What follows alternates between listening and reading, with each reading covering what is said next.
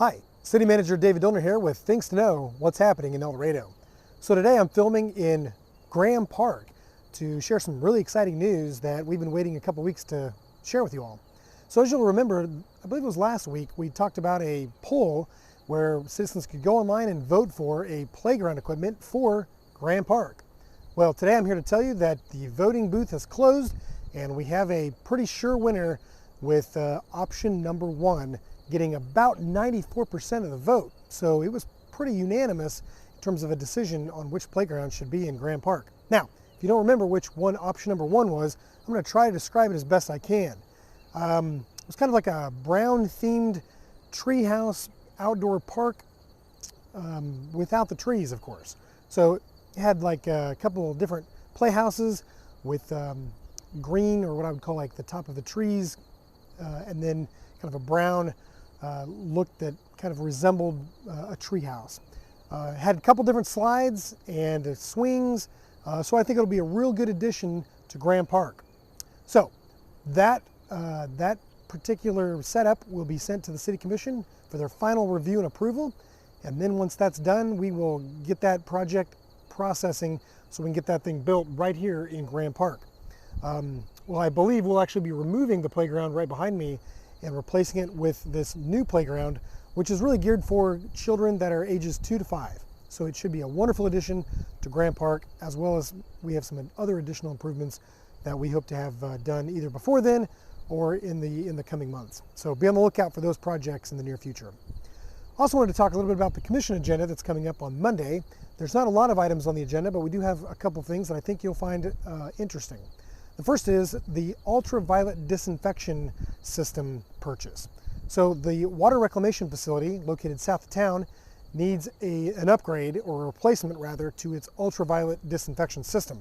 Now, you might wonder, what is this system?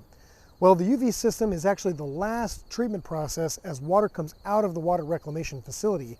And this UV light actually kills any remaining E. coli that remains in the water. So it's a pretty important piece of infrastructure that's necessary to ensure that our water that we put back in the ecosystem is as clean or cleaner than when it entered the ecosystem. So this is actually on the back end of the water reclamation facility, which is where all of our wastewater comes before it's treated and then released into the downstream creeks and pathways. So that's a very important piece, and that system will cost $190,000, which will be funded from sewer fund proceeds, which are largely funded from sewer rates. The second thing that the commission will be taking action on is actually a number of things, but I'll only talk about it in kind of one summary form. The City Commission will be conducting condemnation hearings on several properties that have become dilapidated to the point where it's probably time to raise the structures and remove them. So the properties that the commission will be looking at will be 320 West Towanda, 513 West 5th, 624 North Atchison, 626 West Carr, and 814 Railroad. They'll conduct a condemnation hearing, which will give the opportunity for the property owners, as well as any adjacent property owners, to come and make comments with respect to the proposed condemnation of these structures. And then once those public hearings are closed, the City Commission will then consider action on condemnation.